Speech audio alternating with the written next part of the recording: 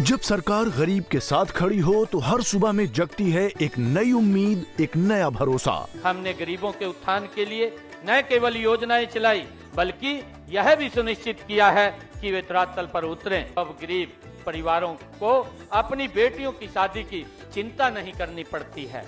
उन्हें मुख्यमंत्री विवाह सगन योजना के तहत 71,000 रुपए तक सुगन राशि दी जा रही है। गरीब महिलाओं को रसोई के धुएं और महंगाई से राहत देने के लिए हम हर महीने केवल 500 रुपए में गैस सिलेंडर दे रहे हैं।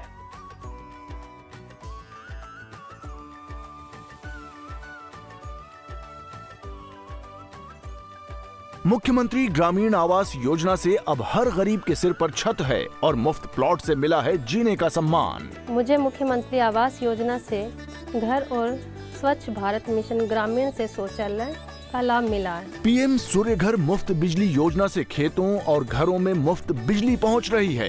अब किसान भी आत्मनिर्भर और बच्चे भी रोशन भविष्य की ओर। जब गरीब को इलाज का बोझ न उठाना पड़े और बुजुर्गों को मिले 5 लाख रुपए तक का मुफ्त उपचार, तभी तो हर चेहरे पर लौटती है मुस्कान। गरीब की खुशहाली ही हरियाणा की असली पहचान है। जब हर चेहरे पर मुस्कान हो, तभी पूरा होता है सशक्त हरियाणा का सपना। सत श्री अकाल, तुसीं वेख रहे हो जगबाणी टीवी ਤੇ ਹਰਿਆਣਾ ਦੀਆਂ ਵੱਡੀਆਂ ਖਬਰਾਂ ਲੈ ਕੇ ਹਾਜ਼ਰ ਹੋਏ ਆ। ਤਾਂ ਦੱਸ ਦਈਏ ਕਿ ਸੀਐਮ ਨਾਇਬ ਸੈਣੀ ਵੱਲੋਂ ਹਰਿਆਣਾ ਵਾਸੀਆਂ ਨੂੰ ਵੱਡੇ ਗੱਫੇ ਵੰਡੇ ਗਏ ਨੇ। ਉਹਨਾਂ ਦੇ ਵੱਲੋਂ ਕੁਝ ਵੱਡੇ ਐਲਾਨ ਕੀਤੇ ਗਏ ਸੀ। ਤਾਂ ਉਹਨਾਂ ਦੇ ਵੱਲੋਂ ਵੱਡੀ ਗਿਣਤੀ ਦੇ ਵਿੱਚ ਜਿਹੜੀ ਹੈ ਉਹ ਲੋਕਾਂ ਦੇ ਵਿੱਚ ਰਾਸ਼ੀ ਜਿਹੜੀ ਹੈ ਉਹ ਵਿਤਰਨ ਕੀਤੀ ਗਈ ਹੈ। ਤਾਂ ਸੀਐਮ ਨਾਇਬ ਸੈਣੀ ਦੇ ਵੱਲੋਂ ਇੱਕ ਵੱਡੀ ਪ੍ਰੈਸ ਕਾਨਫਰੰਸ ਕੀਤੀ ਗਈ ਹੈ। ਉਸ ਦੇ ਵਿੱਚ ਲੋਕਾਂ ਨੂੰ ਜੋ ਉਹਨਾਂ ਦੇ ਵੱਲੋਂ ਸਹਾਇਤਾ ਰਾਸ਼ੀ ਦਿੱਤੀ ਗਈ ਹੈ, ਤਾਂ ਉਹਨਾਂ ਨੇ जो चंडीगढ़ ਦੇ ਵਿੱਚ ਪ੍ਰੈਸ ਕਾਨਫਰੰਸ ਕੀਤੀ, ਉਸ ਬਾਰੇ ਸਾਰੀ ਜਾਣਕਾਰੀ ਦਿੱਤੀ ਹੈ। ਤਾਂ ਉਹਨਾਂ ਨੇ ਕਿਹਾ ਕਿ 1884 ਕਰੋੜ ਜੋ ਹੈ ਲੋਕਾਂ ਨੂੰ ਇੱਥੇ ਰਾਸ਼ੀ ਜਿਹੜੀ ਹੈ ਉਹ ਵੰਡੀ ਗਈ ਹੈ। ਜਿਸ ਤਰੀਕੇ ਦੇ ਨਾਲ ਲੋਕਾਂ ਨੂੰ ਜਿਹੜੀ ਹੈ ਉਹ ਪੈਨਸ਼ਨ ਦਿੱਤੀ ਜਾ ਰਹੀ ਹੈ। ਡਬਲ ਇੰਜਨ ਦੀ ਸਰਕਾਰ ਦੇ ਵੱਲੋਂ ਲਗਾਤਾਰ ਬਹੁਤ ਨੇਕ ਉਪਰਾਲੇ ਜਿਹੜੇ ਹਨ ਉਹ ਕੀਤੇ ਜਾ ਰਹੇ ਨੇ। ਤਾਂ ਪੈਨਸ਼ਨ ਯੋਜਨਾ ਤਹਿਤ 26 ਲੱਖ ਲੋਕਾਂ ਦੇ ਜਿਹੜੇ ਹਨ ਖਾਤੇ ਦੇ ਵਿੱਚ ਪੈਸੇ ਭੇਜੇ ਗਏ ਨੇ। ਤਾਂ ਇਸ ਦੇ ਨਾਲ ਹੀ ਜੋ ਵੱਖੋ-ਵੱਖ ਤਰੀਕੇ ਦੀ ਮਦਦ ਜਿਹੜੀ ਹੈ ਲੋਕਾਂ ਤੱਕ ਪਹੁੰਚਾਈ ਗਈ ਹੈ। ਤਾਂ ਕੀ ਕੁਝ ਕਿਹਾ ਗਿਆ ਸੀਐਮ ਨਾਇਬ ਸੈਣੀ ਦੇ ਵੱਲੋਂ, ਆਓ ਤੁਹਾਨੂੰ ਸੁਣਾ ਦਿੰਦੇ ਹਾਂ।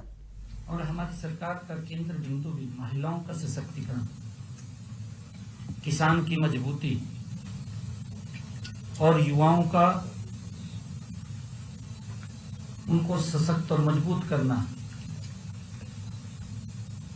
गरीब की आस को पूरा करना, ये हमारी सरकार का केंद्र बिंदु है। और मुझे खुशी है कि इस पिछले 2 दिनों में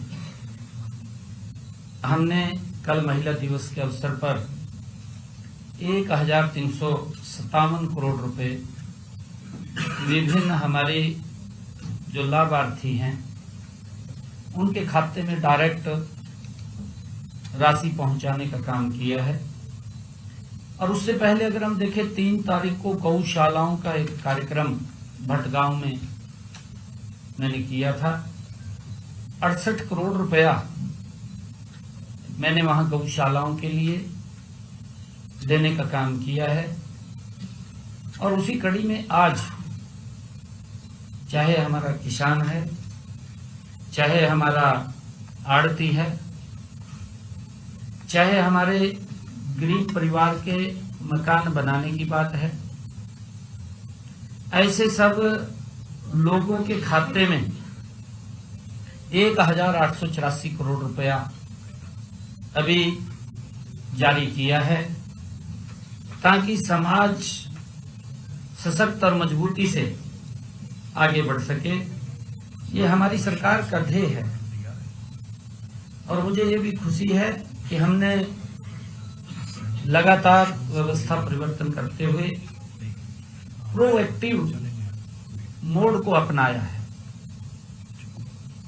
और इसके तहत परिवार पहचान पत्र डेटाबेस के आधार पर जो हमारे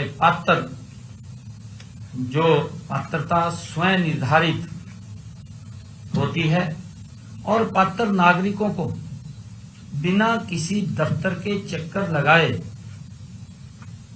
बिना आवेदन किए घर बैठे भत्ते का लाभ मिल रहा है। हम सब देख रहे हैं इसको प्रोएक्टिव मोड में जो हमने किया है। डायरेक्ट बेनिफिट ट्रांसफर हम सब देख रहे हैं के माध्यम से ये भुगतान किया जाता है। बीच में कोई बिचौलिया नहीं रहता, डायरेक्ट बेनिफिशियरी के खाते के साथ एक एक गरीब व्यक्ति को चिन्हित करके उसको योजना का लाभ पहुंचाना, यही नरेंद्र मोदी जी सरकार की, डबल इंजन सरकार की खूबी है। नहीं तो हम देखते थे कई कई महीने बीच में रुड़ जाता था, वो बीच में लीक होता रहता था और जो लाभार्थी था उस तक वो पूरा नहीं, जब पूरा नहीं पहुंचता था तो व्यक्ति के जीवन में सुधार नहीं होता था। आज आप देख रहे हैं इन योजनाओं के माध्यम से समाज के अंदर एक बड़ा सुधार करने का काम हमारी सरकार कर रही है और हमारी जो पारदर्शिता और सुशासन के प्रति हमारी अटूट प्रतिबद्धता, जो हम डायरेक्ट बेनिफिट भेज रहे हैं, ये उसका प्रतीक है, जिससे यह सुनिश्चित हो रहा है कि राज्य की सहायता हर जरूरतमंद व्यक्ति के पास वो समयबद्ध तरीके से पहुंचे। हमने इसको सुनिश्चित किया है और आज हम सब देख भी रहे हैं, हमने प्रधानमंत्री फसल बीमा योजना के तहत जो खरीफ की फसल के लिए किसानों की बीमा क्लेम वो भी वितरित किए गए, क्योंकि हमने पिछले दिनों भी किए थे और उसमें हम कुछ वेरीफाई कर रहे थे, वो शेष रह गए थे, वो वेरीफाई पूरे हो गए हैं और आज ये लगभग 1,67,460 किसानों के बैंक खाते में। सीएम नायब सैनी ਦੇ ਵੱਲੋਂ ਲਾਭਪਾਤਰੀਆਂ ਦੇ ਖਾਤੇ ਦੇ ਵਿੱਚ ਸਿੱਧੇ ਜਿਹੜੀ ਹੈ ਉਹ ਰਕਮ ਭੇਜੀ ਗਈ ਹੈ। ਤਾਂ ਸੀਐਮ ਨਾਇਬ ਸੈਣੀ ਨੇ ਕਿਹਾ ਕਿ 11 ਸਾਲਾਂ 'ਚ ਕਿਸਾਨਾਂ ਨੂੰ 16,160 ਲੱਖ ਕਰੋੜ ਜਿਹੜੇ ਹਨ ਉਹ ਪਾਏ ਗਏ ਨੇ। ਤਾਂ ਜਿੱਥੇ ਵੀ ਕਿਸਾਨਾਂ ਨੂੰ ਕਿਸੇ ਤਰੀਕੇ ਦੀ ਕੋਈ ਮਦਦ ਦੀ ਲੋੜ ਪਈ ਹੈ ਤਾਂ ਲੋਕਾਂ ਨੂੰ ਉੱਥੇ ਮਦਦ ਪਹੁੰਚਾਈ ਗਈ ਹੈ। ਤਾਂ ਸੀਐਮ ਨਾਇਬ ਸੈਣੀ ਕਹਿੰਦੇ ਹਨ ਕਿ 11 ਸਾਲਾਂ 'ਚ ਕਿਸਾਨਾਂ ਨੂੰ 16,160 ਕਰੋੜ ਰੁਪਏ ਮੁਆਵਜ਼ਾ ਜਿਹੜਾ ਹੈ ਉਹ ਦਿੱਤਾ ਗਿਆ ਹੈ। ਤਾਂ ਕਾਂਗਰਸ ਦੇ ਕਾਰਜਕਾਲ ਦੇ ਸਮੇਂ ਕਿਸਾਨਾਂ ਨੂੰ ਜਿਹੜਾ ਹੈ ਇੱਥੇ ਇੰਨਾ ਮੁਆਵਜ਼ਾ ਜਿਹੜਾ ਹੈ ਨਹੀਂ ਮਿਲਦਾ ਸੀ, ਲੋਕਾਂ ਨੂੰ ਵੱਡੀਆਂ ਮੁਸ਼ਕਿਲਾਂ ਦਾ ਸਾਹਮਣਾ ਜਿਹੜਾ ਹੈ ਉਹ ਕਰਨਾ ਪੈਂਦਾ ਸੀ। ਤਾਂ ਸਾਡੀ ਸਰਕਾਰ ਜਿਹੜੀ ਹੈ ਉਹ ਹਰ ਕਿਸੇ ਦੀ ਮਦਦ ਕਰਨ ਦੇ ਵਿੱਚ ਉਹ ਯਕੀਨ ਰੱਖਦੀ ਹੈ। ਤਾਂ ਕੀ ਕੁਝ ਕਿਹਾ ਗਿਆ ਸੀਐਮ ਨਾਇਬ ਸੈਣੀ ਵੱਲੋਂ, ਆਓ ਤੁਹਾਨੂੰ ਸੁਣਾ ਦਿੰਦੇ ਹਾਂ। उस तक सरकार का लाभ पहुंचे, परंतु उसके साथ साथ हम वेरीफाई भी करते हैं कि कोई अपात्र ऐसा व्यक्ति वो जिसको कोई नुकसान भी नहीं हुआ है, उस तक ये जिन लोगों का नुकसान हुआ है उन तक पहुंचाने का हमारा ध्येय है और उन तक हम पहुंचा रहे हैं। और इसे मिलाकर के पिछले 11 वर्षों में किसानों के फसल के मुआवजे की अगर हम बात करें, पिछले 11 वर्षों में जो प्रधानमंत्री फसल बीमा योजना के तहत अब तक लगभग मैं बात करूं तो 11 वर्षों में ये 16,160 करोड़ रुपया हमने पहुंचाने का काम किया है। एक बड़ा, ये अगर हम कांग्रेस के कार्यकाल का पिछला देखें, पिछला अगर उनका 10 साल का कार्यकाल देखें, क्योंकि 70 चल रहा है और बार बार विपक्ष इस बात को उठाता है कि आप पुरानी बात करते हैं। भाई जैसा शासन रहा, आपका तंत्र रहा है, वो तो बात करनी पड़ेगी ना और बताना पड़ेगा कि लोग त्राही त्राही करते थे, लोगों तक लाभ नहीं पहुंचता था। इनके 10 सालों में जो किसान की फसल का खराबा हुआ है वो पहुंचा है 101,138 करोड़ रुपए, 1,138 करोड़ रुपया इनके 10 साल में पहुंचा है और 269 करोड़ रुपया घोषणा हो गई थी, दिया नहीं, छोड़ करके चले गए। ये भी पैसा हमने देने का काम किया, 269 करोड़ रुपया। और हमने 11 वर्षों में अगर हम बात करें लगभग 16,160 करोड़ रुपया हमने किसान के खाते में पहुंचाने का काम 11 वर्षों में किया है कि जमीन आसमान का अंतर है। तो ये बताना पड़ता है, क्योंकि अगर नहीं बताएंगे तो लोग भूल जाते हैं, लोगों को पता नहीं चलता, क्योंकि क्या क्या यातनाएं से ही आने वाली पीढ़ियां, जनरेशन बदलती है। ये भी जनरेशन जब नहीं आती है तो उसको पता नहीं चलता कि इनके क्या क्या कारनामे थे, कैसे कैसे इमरजेंसी का दौर लोगों को भुगतना पड़ा। अगर हम नहीं बताएंगे तो उनको कैसे पता चलेगा भी इमरजेंसी भी लगी थी, क्योंकि जो यातनाएं, जो यूथ आज आ रहा है, उस यूथ के पूर्वजों ने जो इमरजेंसी की यातनाएं सहन की थी, वो यातनाएं वो न सहन करें, क्योंकि वो बताना फर्ज है कि उनकी सरकार में क्या हुआ, हमारी सरकार में क्या हुआ, ये जरूरी बताना है।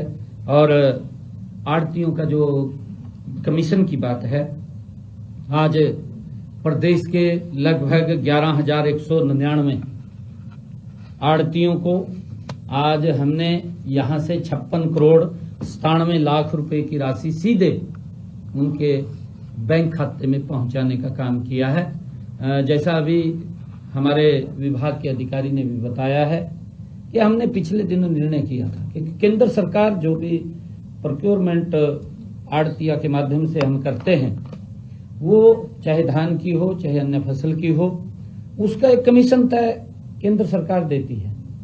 परंतु उन्होंने, आड़तियों ने एक आग्रह किया था कि ये कमीशन कम बैठता है, हमारा खर्चा ज्यादा होता है, तो हमने स्टेट से उसके अंदर कुछ हेल्प किया था। वो 11,199 आड़तियों के खाते में आज 56 करोड़ 97 लाख रुपए की राशि आज पहुंचाई है।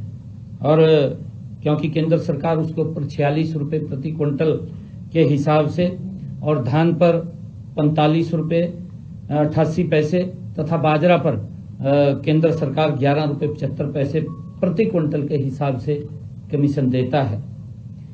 साथियों, इस जो दर निर्धारित की गई है उसके अनुसार जो खरीफ की खरीद सत्र है 2025-26 के दौरान आड़तियों को हमने अब तक जो कमीशन के रूप में दिया है वो भी 239 करोड़ 28 लाख रुपए की राशि ये किसानों तक एक कमीशन के रूप में हरियाणा सरकार ने आड़तियों के खाते में पहुंचाने का काम किया है। साथियों, इसके अलावा हमने सीएम नायब सैनी तो बाद हरियाणा ਦੇ ਮੰਤਰੀ ਉਹਨਾਂ ਦੇ ਵੱਲੋਂ ਵੱਡਾ ਬਿਆਨ ਆਇਆ। ਉਹਨਾਂ ਕਿਹਾ ਕਿ ਭਾਜਪਾ ਦੁਨੀਆ ਦਾ ਸਭ ਤੋਂ ਵੱਡਾ ਇੱਕ ਰਾਜਨੀਤਿਕ ਦਲ ਹੈ ਜਿੱਥੇ ਲੋਕਾਂ ਦੀ ਰੱਖਿਆ ਦੀ ਗੱਲ ਕੀਤੀ ਜਾਂਦੀ ਹੈ ਤਾਂ ਆਮ ਲੋਕਾਂ ਨੂੰ ਧਿਆਨ 'ਚ ਰੱਖ ਕੇ ਇੱਕ ਬਜਟ ਜਿਹੜਾ ਹੈ ਉਹ ਬਣਾਇਆ ਗਿਆ ਹੈ ਤਾਂ ਵਿਰੋਧੀਆਂ ਦੇ ਵੱਲੋਂ ਲਗਾਤਾਰ ਜਿਹੜੇ ਹਨ ਉਹ ਨਿਸ਼ਾਨੇ ਸਾਧੇ ਜਾ ਰਹੇ ਨੇ। ਤਾਂ ਮੰਤਰੀ ਕ੍ਰਿਸ਼ਨ ਕੁਮਾਰ ਨੇ ਸਰਕਾਰ ਦੇ ਕੰਮ ਗਿਣਾਏ ਨੇ। ਉਹਨਾਂ ਨੇ ਕਿਹਾ ਕਿ ਨਰਵਾਣਾ 'ਚ ਵੱਡੀਆਂ ਨੂੰ ਵੱਡੀਆਂ ਲੋਕਾਂ ਨੂੰ ਵੱਡੀਆਂ ਸੌਗਾਤਾਂ ਮਿਲੀਆਂ ਨੇ ਤਾਂ ਅਸ਼ਲੀਲ ਗਾਣਿਆਂ 'ਤੇ ਵੀ ਵੱਡੀ ਕਾਰਵਾਈ ਹੋਵੇਗੀ। ਇਸ ਨੂੰ ਲੈ ਕੇ ਉਹਨਾਂ ਨੇ YouTube ਦਾ ਵੀ ਬੜਾ ਧੰਨਵਾਦ ਕੀਤਾ। ਉਹਨਾਂ ਨੇ ਕਿਹਾ ਕਿ ਇੱਕ ਵੱਡਾ ਕਾਨੂੰਨ ਬਣੇਗਾ ਜਿਸ ਦੇ ਚੱਲਦਿਆਂ ਲੋਕਾਂ ਨੂੰ ਜਿਹੜਾ ਹੈ ਉਹ ਵੱਡਾ ਲਾਭ ਮਿਲੇਗਾ ਤਾਂ ਕਿ ਅਸ਼ਲੀਲ ਗਾਣਿਆਂ ਦੇ ਉੱਤੇ ਜਿਹੜੀ ਹੈ ਉਹ ਰੋਕ ਲੱਗ ਸਕੇਗੀ, ਸਾਡੀ ਸੰਸਕ੍ਰਿਤੀ ਜਿਹੜੀ ਹੈ ਉਸ ਨੂੰ ਬਚਾਇਆ ਜਾ ਸਕੇਗਾ। ਤਾਂ ਜਾਂਦੇ ਜਾਂਦੇ ਇਸ ਬੁਲੇਟਿਨ ਦੇ ਵਿੱਚ ਇੰਨਾ ਹੀ। ਬਾਕੀ ਖਬਰਾਂ ਲਈ ਬਣੇ ਰਹੋ ਜਗਬਾਣੀ TV ਤੇ ਤੁਹਾਨੂੰ ਸੁਣਾ ਦਿੰਦੇ ਹਾਂ ਕੀ ਕੁਝ ਕਿਹਾ ਗਿਆ ਮੰਤਰੀ ਕ੍ਰਿਸ਼ਨ ਕੁਮਾਰ ਦੇ ਵੱਲੋਂ। आओ ਤੁਹਾਨੂੰ ਸੁਣਾ ਦਿੰਦੇ ਹਾਂ।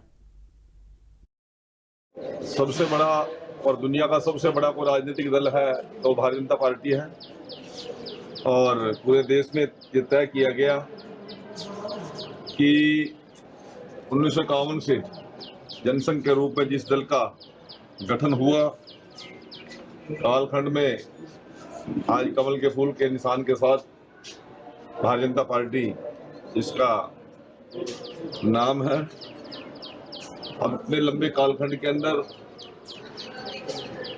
हजारों नहीं, लाखों नहीं, करोड़ों लोगों ने भारतीय जनता पार्टी को अपनाने का काम किया, उस विचार और सोच को समझने का और अपनाने का काम किया। हर वर्ष लाखों नए नौजवान और अन्य दलों को छोड़कर लोग भारतीय जनता पार्टी में शामिल होते हैं। वित्त मंत्री और मुख्यमंत्री ने 2 तारीख को बजट पेश कर दिया। आज हर वर्ग के हित को ध्यान में रखते हुए मुख्यमंत्री जी ने जो बजट पेश किया है, चारों ओर उसकी प्रशंसा हो रही है। हमारे नरवाना को भी 50 बेड से 100 बेड का हॉस्पिटल का अपग्रेडेशन, बस स्टैंड का नवीनीकरण, हमारे महिला थाना और इसी प्रकार से पिपलथा में CSC उप स्वास्थ्य केंद्र की नई बिल्डिंग का स्थापना होगा। और उसके साथ साथ विभिन्न चीजें निर्माण को भी मुख्यमंत्री ने तोहफे के तौर पर देने का काम किया। इस बजट में किसान को, व्यापारी को, कर्मचारी को, युवा को, महिला को, सभी के हिस्से का हमने दायरा बढ़ाने का काम किया है। 2.25 लाख करोड़ के आसपास का ये बजट हरियाणा के लिए उन्नति और तरक्की के रास्ते खोलने का काम करेगा। कला और संस्कृति हमारे खून में बसती है, और परंतु जिस प्रकार से कालखंड के अंदर विभिन्न लोग इस संस्कृति को अपमानित करने का काम करते हैं अपनी बेहुदी कला के कारण, आज पूरे प्रदेश में इस बात को लेकर रोष है। कल नरवाना के अंदर की बीजेपी के लोगों ने उस रैपर गायक का पुतला फूकने का काम किया, और सरकार ने भी इस पर सख्ती की है। हरियाणा प्रदेश के बहुत से थानों में लोगों ने भी और सरकार ने भी एक्शन लेते हुए पर्चे दर्ज कराए हैं, और शीघ्र गिरफ्तार करा के उस लाखों के पीछे भेजने का काम करेंगे। और साथ ही इस प्रकार की हरकत दोबारा ना हो, ऐसा भी कोई कानून लेकर आने का हम काम करेंगे। मैं आपके माध्यम से बताना चाहता हूं कि कला संस्कृति के ऊपर YouTube ने भी जो अश्लील गाने या इस प्रकार का भोंदा जो मजाक किया है उस पर बैन लगाने का काम किया। मैं YouTube का भी बहुत बहुत आभार प्रकट करता हूं।